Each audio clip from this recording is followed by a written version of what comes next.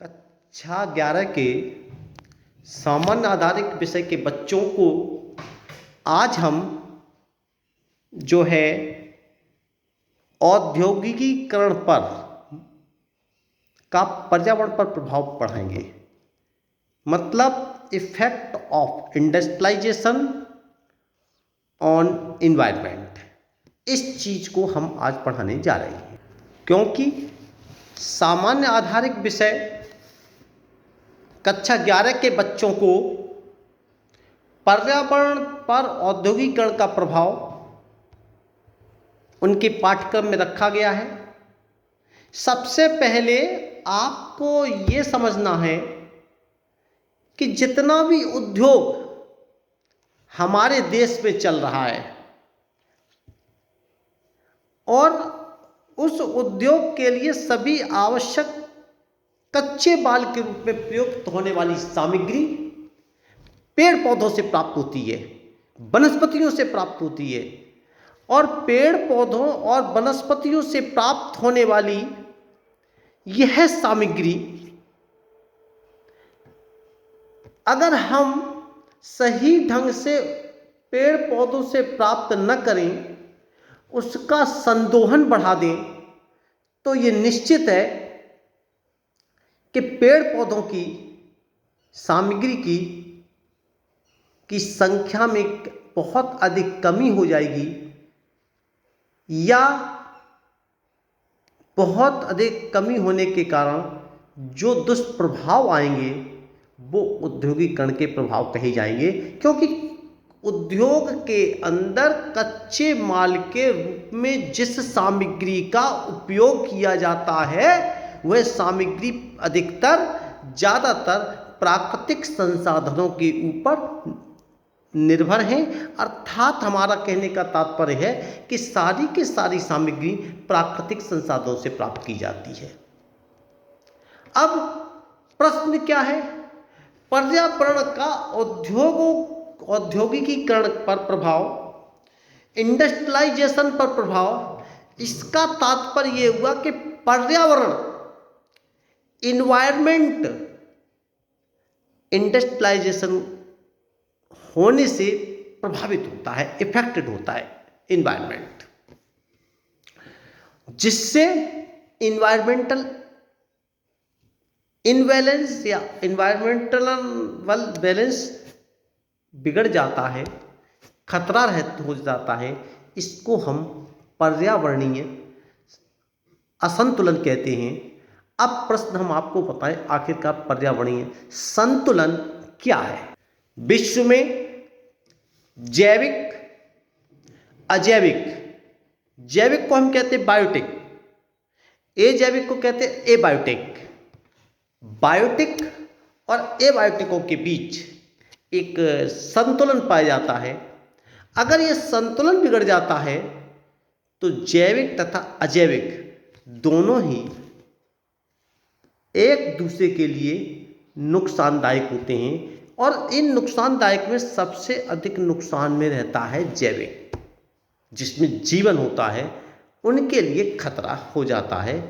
और पर्यावरण के बहुत से घटक जैसे वायु, जल, मिट्टी, पेड़ पौधे, प्रकाश, जीव जंतु, मानव के बीच में पाए जाने वाले इनके संतुलन को ही हम पर्यावरणीय संतुलन कहते हैं। कि मानव के आसपास इनका एक निश्चित अनुपात, निश्चित बैलेंस रहना चाहिए। अगर उस अनुपात में किसी भी पदार्थ की, किसी भी सब्जेक्ट, किसी भी हानिकारक तत्व की या प्रदूषक पदार्थ की बढ़ जाता है या किसी उपयोगिता से अधिक कम हो जाता है, तो ऐसी परिस्थिति को हम में ये पर्यावरणीय संतुलन बिगड़ने का उदाहरण है।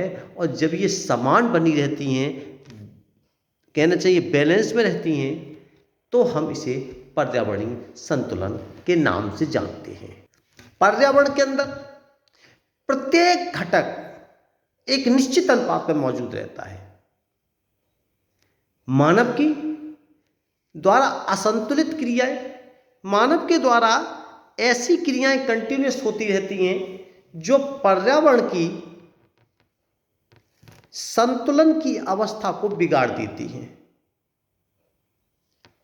इससे पर्यावरण प्रदूषित होकर के मानव जीवन के लिए वरदान न होकर के अभिशाप हो जाता है, अर्थात हानिकारक हो जाता है। और हम इस पार्ट पे जो चर्चा करने जा रहे हैं वो है कि पर्यावरण पर उद्योगों का प्रभाव। औद्योगिक इकाइयों के कच्चे माल के रूप में आवश्यकता को पूरा करने के लिए लगातार पर्यावरणीय संसाधनों का अंधाधुंध दोहन किया जाता है। पर्यावरणीय संसाधनों का दोहन करने के कारण, दोहन करने से पर्यावरणीय या अविवेकपूर्ण शोषण या नए नए उद्योगों को स्थापित करने के लिए पर्यावरण के विभिन्न घटकों का अधिक से अधिक उपयोग करना पर्यावरणीय असंतुलन का कारण बनता है। अब बात हम ये बता रहे हैं पर्यावरण असंतुलन किस प्रकार होता है, उस प्रभावों के नामों को हम एक एक करके आपको समझाएंगे। अविवेकपूर्ण शोषण और नए नए उद्योगों के कारण पर्यावरण पर जो प्रभाव पड़ते हैं उनको क्रमवार नंबर बाय नंबर हम आपको बताते जाएंगे। नंबर 1, औद्योगिकीकरण का वनों पर प्रभाव। दूसरा है औद्योगिकीकरण का जल पर क्या प्रभाव पड़ता है। कहने का मतलब पर्यावरणीय उद्योग स्थापित करने से वनों पर प्रभाव पड़ता है, पहला कारण हो गया। इस पर हम आपको एक्सप्लेन करेंगे। औद्योगिकीकरण के कारण जल पर क्या प्रभाव पड़ता है, प्रकृति में जो जल उपलब्ध है वो किस प्रकार से प्रभावित होता है। औद्योगिकीकरण का वायु पर क्या प्रभाव पड़ता है, औद्योगिकीकरण होने से समुद्र के जल पर क्या प्रभाव पड़ता है। और 5वां नंबर, ये कम से नंबर आप देखते जाएंगे या खुद नोट करते जाएंगे।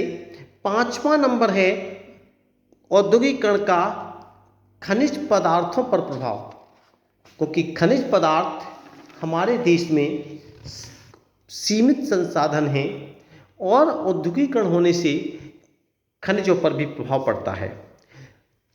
अम्ल वर्षा का कारण 6वां नंबर है एसिड रेन जिसे कहते हैं। अब पता एसिड रेन 7वां नंबर है औद्योगिकीकरण के प्रभावों में औद्योगिकीकरण का मिट्टी की गुणवत्ता पर क्या प्रभाव डालता है। Industrialisation, how industrialisation change the soil texture, टी अर्थात मिट्टी की गुणवत्ता किस प्रकार से बदल जाती है।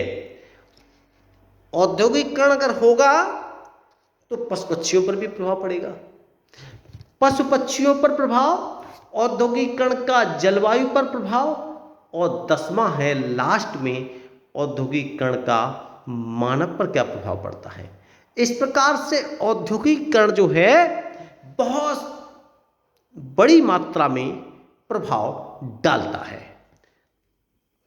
अब हम आपको बताते हैं कि औद्योगिकीकरण का वनों पर क्या प्रभाव पड़ता है। देखिए, वनों से रेलवे लाइन की लकड़ी, फर्नीचर की लकड़ी,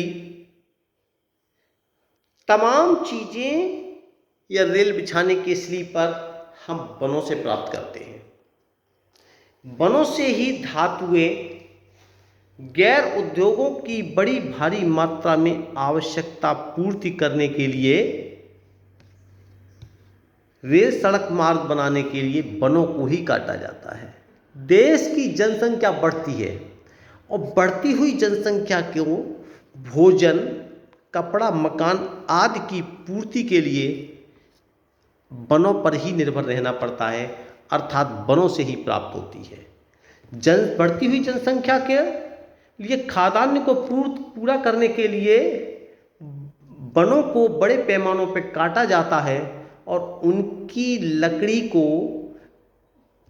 प्राप्त करने के लिए भी वनों को काट। इसी प्रकार औद्योगिक विकास के साथ नगरीय विकास भी हुआ, नगरों की भी वृद्धि हुई और नगरों की स्थापना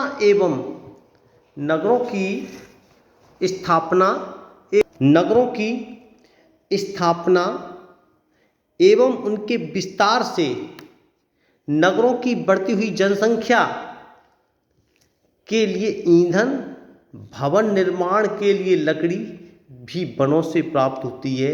इसके लिए भी मानव की गतिविधियों के द्वारा वनों को काटा जा रहा है। विकसित राष्ट्रों से मशीनों और विभिन्न यंत्रों, परिवहन उपकरण भारी मात्रा में आयात करने के लिए खनिज, कृषिजन्य पदार्थ का निर्माण हेतु वन काटे जाते हैं। वनों पर आधारित उद्योग जैसे फर्नीचर उद्योग, दिया सलाई, कागज उद्योग, दिया सलाई उद्योग, खेल का सामान, इस प्रकार से बहुत से उद्योग जो हैं वनों पर निर्भर, पेड़ पौधों पर ही निर्भर रहते हैं। इस प्रकार से देखा जाए वनों औद्योगिकीकरण अगर होगा तो वन भी प्रभावित होंगे। अगला है जल पर प्रभाव। औद्योगिकीकरण से निकलने वाला दूषित कचरे युक्त जल को ज़्यादातर नदियों के द्वारा, नालों के द्वारा नदियों तक पहुंचा दिया जाता है, नदियों में मिलाया जाता है, जहां पर उसकी बायोलॉजिकल ऑक्सीजन डिमांड घट जाती है। बायोलॉजिकल ऑक्सीजन डिमांड बढ़ जाती है। विश्व की जितनी भी जमीन है उसमें 70% से अधिक जमीन पर जल ही जल है। भारत में बहुत मनुष्यों को, पशुओं को, जंतुओं को, पक्षियों को भी पीने के लिए शुद्ध जल प्राप्त नहीं पाता है, जिसके कारण पशु पक्षी, पेड़ पौधे अर्थात जैव विविधता को खतरा हो रहा है। औद्योगिकीकरण के कारण अनेक प्रकार के उद्योग, कागज उद्योग, चीनी उद्योग, घी उद्योग, एल्कोहल उद्योग, उर्वरक से निर्मित उद्योग तथा रासायनिक उद्योग, अपशिष्ट पदार्थों का कचरा नदियों, नहरों, जलाशयों में गिराया जाता है, जिसके कारण जल प्रदूषित हो जाता है और देश के औद्योगिक नगरों कलकत्ता, मुंबई, कानपुर आदि उद्योगों में नदियों को जल की बड़ी मात्रा से प्रदूषित होता है। जल प्रदूषण